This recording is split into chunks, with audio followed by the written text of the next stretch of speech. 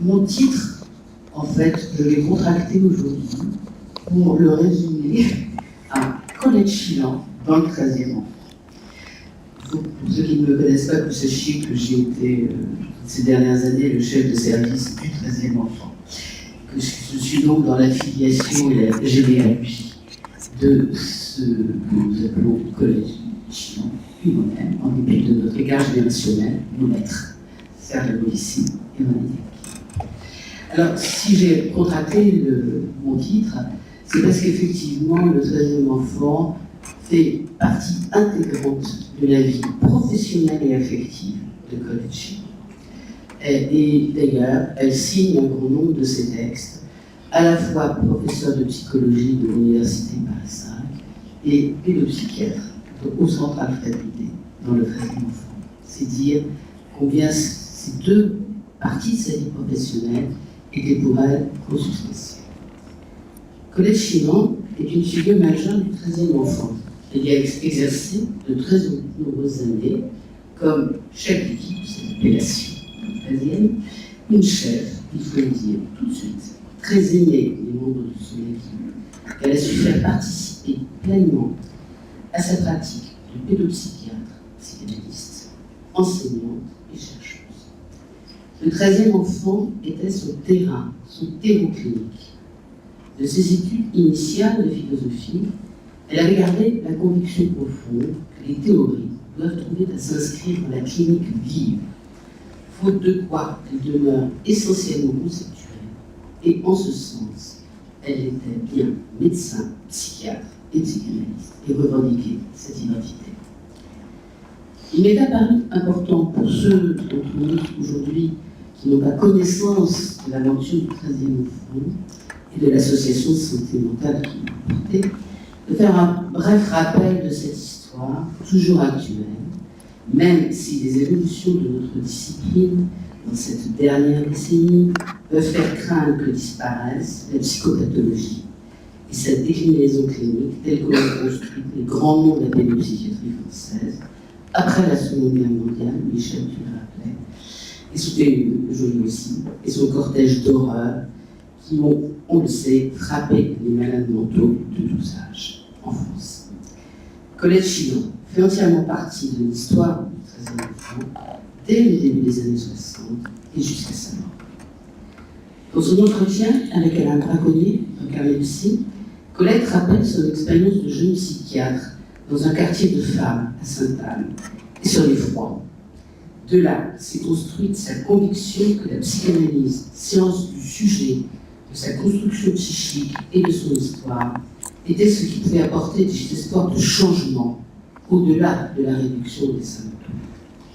C'est donc en quelque sorte tout naturellement qu'elle s'est tournée vers Serge de Bolissi pour lui demander un stage dans le 13e enfant. Le centre Alfred Bidet, il ne s'appelait pas comme ça encore. Colette se plaisait à raconter qu'acceptée par Serge de Bolissi pour un stage de 3 mois, elle y est demeurée jusqu'à sa retraite, et bien au-delà encore, enseignante honoraire de notre département de formation, enseignement, recherche, et membre actif de notre conseil scientifique, jusqu'à ce que sa maladie lui interdise, ce dont elle a beaucoup souffert. Quelques mois encore avant son décès, elle était au premier rang de nos colloques, consacrés au groupe thérapeutique d'enfants.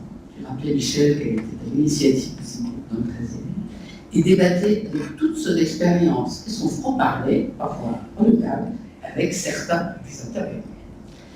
Mais revenons à l'histoire. Avant même que l'ASN, l'association santé mentale, 13e, de voit le jour, existait sous l'arrondissement du 13e à Paris 2 consultations de psychiatrie infantile. L'Office public d'hygiène sociale de la préfecture de la Seine, pour le 13e enfant par la suite, et une œuvre privée, la Ligue fraternelle des enfants de France, avec qui une convention fut passée. C'est là l'origine du 13e enfant. C'est en 1958 que voit toujours l'association de santé mentale, grâce au travail de Philippe Pommel pour la psychiatrie de l'adulte, et de Serge Bolissi, puis très vite de René Diac pour la psychiatrie de l'enfant.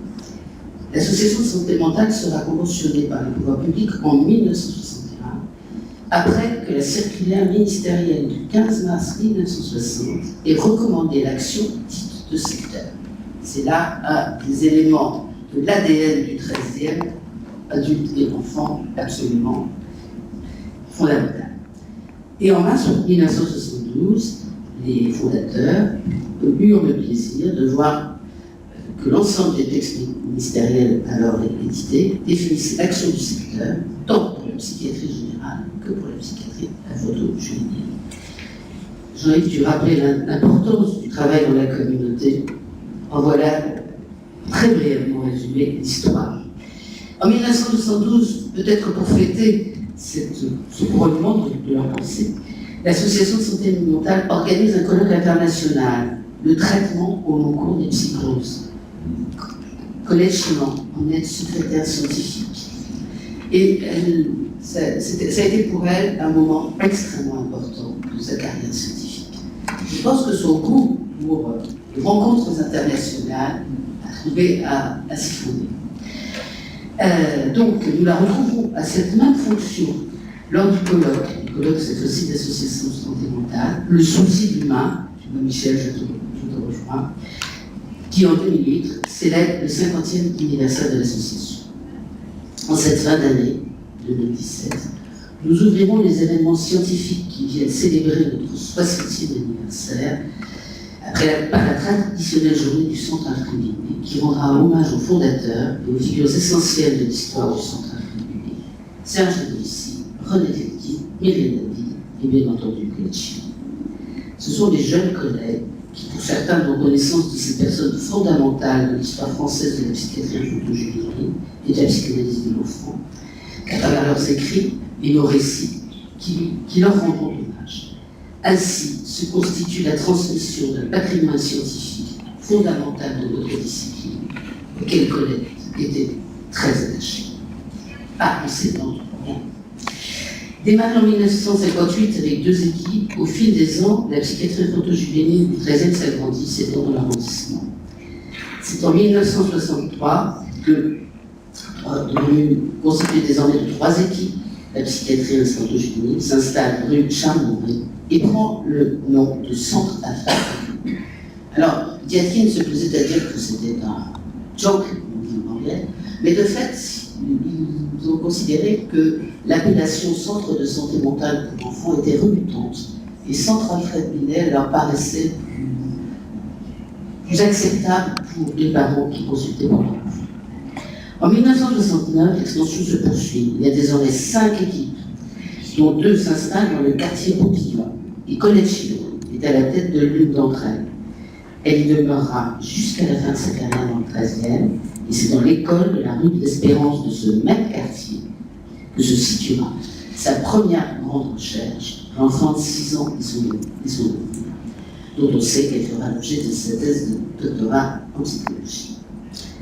Quand on sait que Colette a commencé comme enseignante, puisque c'est ainsi que ses parents la désiraient, on voit comment aussi son intérêt pour l'école et la chose scolaire s'articule avec son histoire personnelle.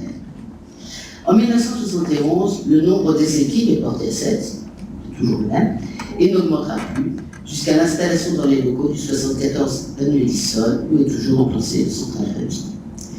À cette date, chaque équipe dispose de son équipement propre, constitué sur un modèle commun. Un psychiatre chef d'équipe, une assistante sociale qui joue un grand rôle dans le fonctionnement de l'équipe, et Colette Chiman s'appellera beaucoup les assistantes sociales avec qui elle travaillera, elles sont très étroites.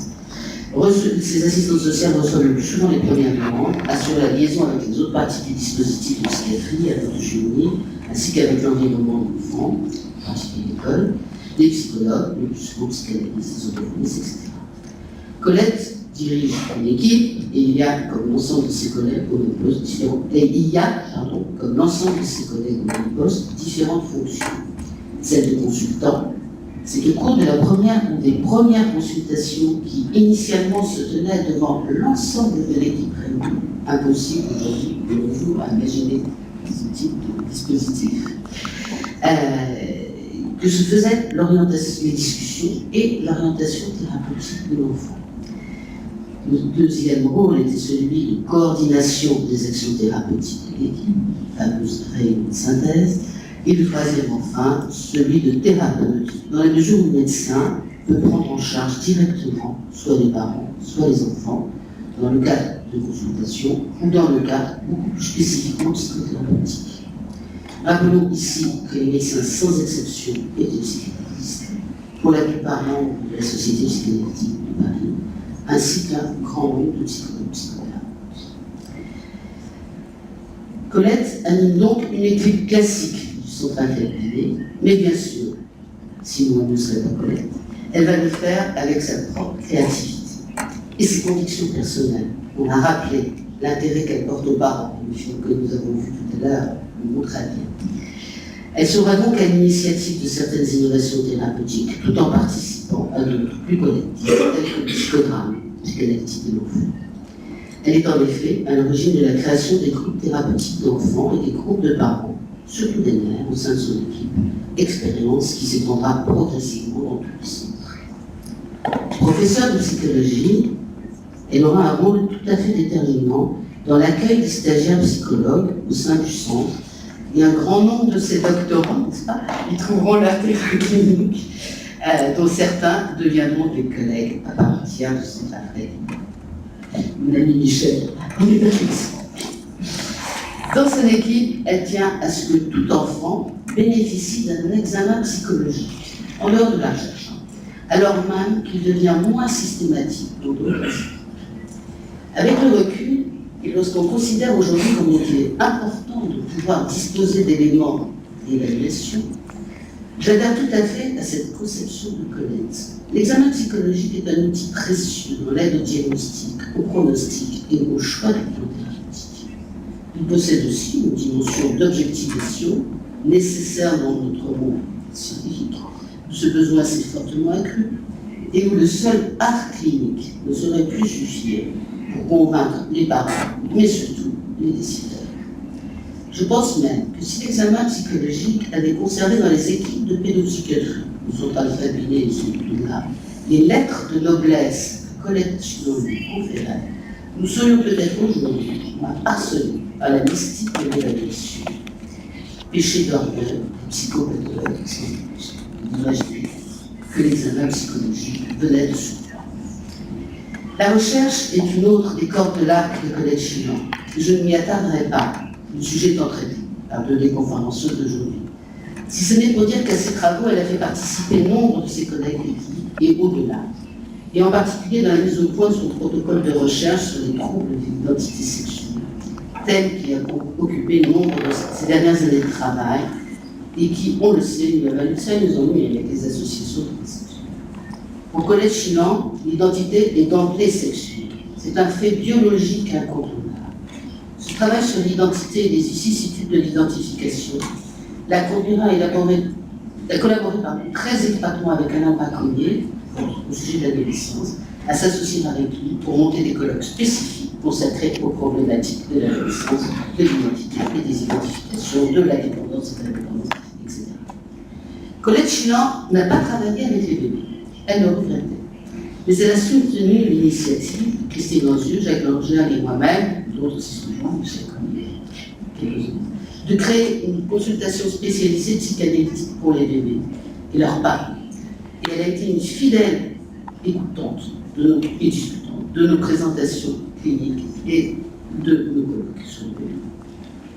La psychanalyse, enfin, elle est bien sûr une socle théorique fondamentale de Colette Chinon. On sait qu'elle faisait une lecture critique de Freud, en particulier quant à la prééminence du complexe de castration et la conception freudienne du féminin. Critiquée pour ses positions théoriques au sein de la Société psychanalytique de Paris, elle n'en a pas moins continué à défendre ses positions et se réjouissait de voir se développer au sein de l'Association psychanalytique internationale, le COAP, Comité de réflexion sur la question du féminin dans le psychanalyse. Au sein de l'association, elle fut, comme la plupart de ses collègues enseignants, proposant un séminaire de lecture des textes, des commentaires des textes fondamentaux de la psychanalyse de l'enfant, Freud bien sûr, mais aussi Mélanie Klein, Winnicott et d'autres, superviseur de psychothérapie d'enfants, sans compter bien entendu les nombreux colloques auxquels elle a participé et contribué à arrêter, et ses contributions écrites au texte du centre Alfred. Pour terminer cet exposé, je voudrais citer brièvement un de ses livres, je pense peu connu, mais qui, je sais, lui tenait beaucoup à cœur, Michel en a parlé, car elle y avait mis dans une tentative de vulgarisation plus qu'intelligente de le savoir, à l'adresse des parents, toute l'expérience acquise au fil des années de son exercice au centre. Le livre s'intitule « Mon enfant n'est pas fou ». Un psychiatre d'enfants parle de son expérience. Ce qu'on peut faire pour aider enfants et parents individuels. Il est paru en 1989 aux éditions du Centurion. La quatrième de couverture résume en merveille son propos. Mon enfant n'est pas fou, verriez-vous, si l'on vous conseillait de consulter pour lui un psychiatre. Colette Chilan, psychiatre, psychanalyste, s'efforce de répondre aux questions que vous vous posez. Qu'est-ce qu'un psychiatre? Que sait-il? Que peut-il? Du psychiatre, on pense qu'il est le médecin des fous. Colette Chilan le considère plutôt comme un médecin de l'âme qui tente de déculpabiliser les parents et de les accompagner dans un exercice plus libre de leur responsabilité de parents. Elle me montre, à partir de ce que chacun peut aider ses enfants, le secret, le diagnostic. Elle dit en termes simples ce que savent et ne savent pas les psychiatres, les psychologues, les professionnels de la santé mentale. Elle le dit en termes simples. Elle permet de mieux comprendre cet enfant qu'on ne comprend pas toujours. Et encore, le livre est dédié, je cite, à tous ceux qui, au centre Alfred Denis, ont partagé l'expérience dont il est issu. Mes maîtres, mes collègues, les membres de mon équipe, qui tous sont devenus mes amis. C'est aussi ça, Colette Chilan, ce type de dédicace. Si vous n'avez pas lu ce livre, je ne peux que vous en conseiller la lecture. Si vous le connaissez, partagez-le avec vos collègues, et en particulier les jeunes professionnels qui croisent votre route. Les termes, c'est vraiment sont simples, mais cette simplicité vient révéler, s'il en était besoin, le formidable esprit de synthèse et la clarté de Colette Chilan. Mine de rien, elle balaye toutes les questions de la pédopsychiatrie, et ce qui en fait un exercice si difficile si on ne cherche pas à la standardiser et en faire une discipline médicale comme une autre. J'ai donc relu ce livre pour notre rencontre et notre hommage. Je l'ai entendu comme une véritable profession de foi qui vient faire écho à sa lecture du congrès au Yakapab à Paris en 2012. Je me rends compte, en écrivant Yakapab, que j'ai été discrète sur la dimension internationale de Colette Chilan. C'est sans doute qu'elle-même n'en faisait guère état au sein du centre Alfred Binet. C'était sa vie ailleurs, sa vie d'universitaire de renommée internationale. Abîmée, elle se voulait et elle était une collègue parmi les autres, et qui savait ne pas s'en laisser compter, et croyez-moi, ce n'était pas facile, par les monstres sacrés de l'époque, ce qu'elle nomme, et moi avec elle, ses maîtres. Mais elle ne manquait pas de nous faire parvenir par service de presse les nombreux ouvrages dont elle fut l'auteur ou le directeur, en particulier les 10 livres de la collection des plus pour les Yakapab. Et c'est ainsi que j'ai sur mon rayonnage, sur l'étagère de mon bureau, un nombre impressionnant de ces opus.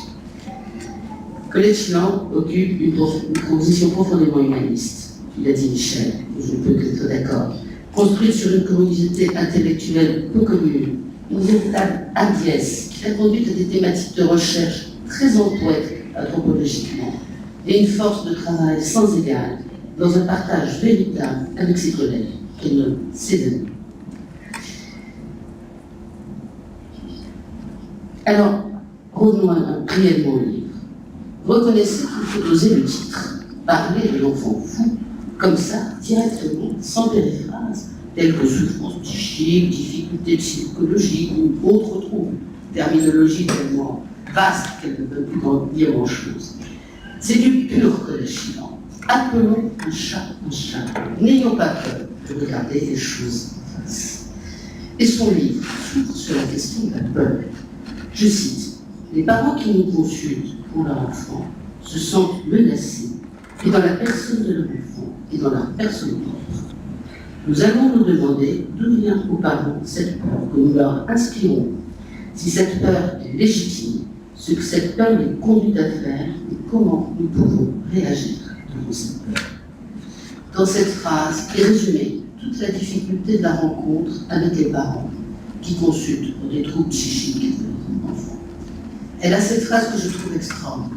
Je cite encore. Il est très important que nos patients aient le droit de nous quitter, même si nous pensons que nous sommes des médecins, des professionnels qualifiés, et que nous faisons ce qu'il faut, ce qu'on peut faire de mieux. Ils connaîtront peut-être des vicissitudes dommageables. C'est le prix inévitable de la liberté. Souvent, ils tireront bénéfice de ce cheminement. Parfois, ils nous reviennent et nous, avec une alliance thérapeutique favorable. Et ce, la liberté, un maître mot dans la pensée et dans sa pratique. Alors, le livre ne compte pas moins de 18 chapitres. Je ne vais évidemment pas tous les feuilleter devant vous. Mais les extraits que je viens de lire appartiennent au premier chapitre. Ensuite, il y a plein, c'est une mine, donc je ne vais pas vous en dire plus. Il y a, comme ça très vite, il y a un chapitre savoureusement intitulé en hommage à Raymond Queneau, d'où que ça vient, D-O-K-S-A-V-I-E-L. Cette question que nous posent les parents, pourquoi, quelle est la cause, craignant fort que nous pointions le doigt accusateur, mais vous, c'est la cause. Donc cette question est naturelle, nous dit Colette. Elle est un appel aussi au savoir scientifique, comme assurance de la possibilité de guérir, non dépourvue d'une projection sur le professionnel, d'une pensée logique. À cette question parentale, elle nous dit Colette, ne pas avoir d'autres règles possibles que de dire la vérité. Liberté, vérité.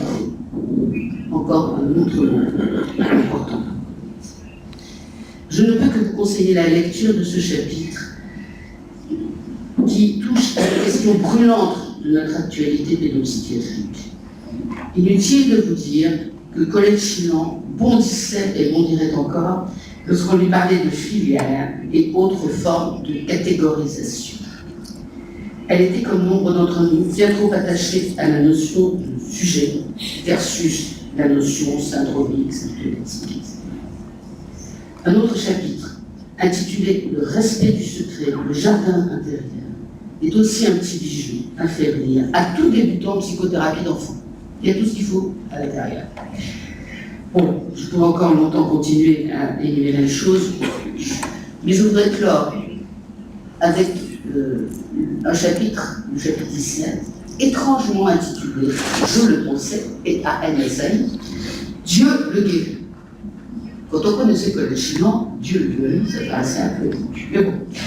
Le titre est une citation en fait d'Ambroise Paré, illustre chirurgien du XVIe siècle, dont Colette nous dit que c'est une phrase qui l'a accompagnée dans tout son exercice, et qu'elle a un jour l'heureuse surprise de constater que Freud l'aurait dit, si l'on en croit Plantel, qui est seul dans son journal de mon analyse avec Freud, qui est paru au PUF en 1973. C'est par ce biais qu'elle aborde la question cruciale de l'évaluation des traitements psychothérapiques et psychanalytiques.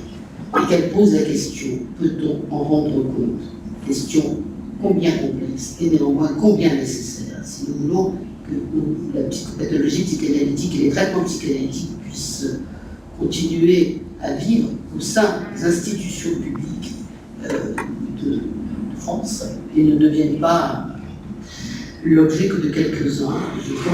Je pense avec elle, nous sommes nombreux à le faire, que cette question est cruciale.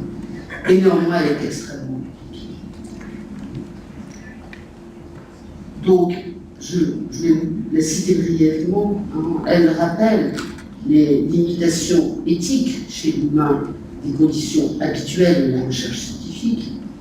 Elle rappelle aussi les limites de ce qui est la méthode du cas unique, et elle fait l'éloge des études monographiques qui décrivent de manière approfondie ce qui s'est passé, ce que l'on a compris, et qui conservera une valeur irremplaçable. Mais elle le sait, cette méthode est peu compatible avec la médecine de la preuve, l'évidence-based medicine, et elle dit, elle écrit, si on s'inscrit dans une vision de l'être humain où il est considéré seulement comme une somme de comportements, on peut se satisfaire de ce type de méthode quantitative. Si on s'inscrit autrement, cela est bien entendu plus difficile, et l'articulation entre les deux démarches est tout sauf facile. Quand nous nous interrogeons sur ce qu'a permis qu'un traitement psychologique ait eu des résultats suffisamment bons, plusieurs facteurs entrent en jeu. Et on ne peut éliminer, nous dit-elle, les facteurs tenant au thérapeute lui-même, à la qualité de la rencontre entre ce patient-là et ce thérapeute-là, d'où l'aspect non réplicable. Il nous apparaît évident au cours du déroulement du traitement que les changements de notre patient sont liés à des moments mutatifs, souvent articulés au contenu des séances, parfois à une interprétation, mais pas toujours en psychanalyse. Colette nous dit que toutes les objections sont possibles, car rien ne peut être démontré, répété, qu'on ne peut faire la contre-expérience de cette expérience. Nous ne pouvons faire que des hypothèses sur ce qui a permis la réussite de ce traitement. La phrase d'Ambroise Paré, citée en exergue, nous appelle donc à la modestie, mais aussi qu'il faut toujours tenter de faire quelque chose. Nous ne pouvons pas nous abstenir de faire bénéficier un groupe de patients de mesures thérapeutiques que nous jugeons bénéfiques pour avoir un meilleur plan d'expérience. C'est là une position éthique remarquable, très remarquablement affirmée. Le psychiatre conclut Colette, le dernier chapitre s'appelle « Le bonheur d'être parent » et ouvre donc la voie de l'espoir, bien entendu. Mais le psychiatre, conclut Colette Chinon, est au service de la vie et ne peut qu'alléger la souffrance. Il faut qu'il sache, le psychiatre ou le professionnel de santé mentale, qu'il se heurte aux forces destructrices ou retrouve le thématique de l'exploitation des douleurs, à l'œuvre chez l'être humain, au plaisir de souffrir et de faire souffrir. Et à ce jeu-là, nous ne devons pas jouer à qui sera le plus fort. Ma chère Colette, je termine cette intervention qui est un hommage à la personne que tu fus. J'ai écrit exactement 20 716 caractères, qui devraient donc correspondre à peu près à une prise de parole de 20 minutes. En effet, entre autres choses, j'utilisais cette règle de conduite d'écriture de nos conférences. 1506 partages correspondant, correspondant à 2 minutes de lecture, règle ô combien précieuse. Cela me permet d'ajouter que tu fus à l'initiative au Centre Alfred Joubert de la mise en place de l'outil informatique, affrontant le scepticisme de René Dietkine, qui n'aimait ni l'anglais, que tu parles fort bien, ni encore moins l'informatique. Petite révolution copernicienne dans les années 90. Donc, autre témoignage, si on avait besoin, de ton insatiable curiosité, de ton sens aigu de l'intérêt du changement et de ta ténacité. Je pense que cette conclusion t'aurait fait rire, car il y avait en toi à la fois un enfant sérieux, mais aussi un enfant malicieux. Merci pour tout ce que tu as apporté au Centre Alfred Joubert, et bien au-delà de cette frontière. Merci pour tout ce que tu m'as apporté, bien au-delà de ces 1506. Je vous remercie.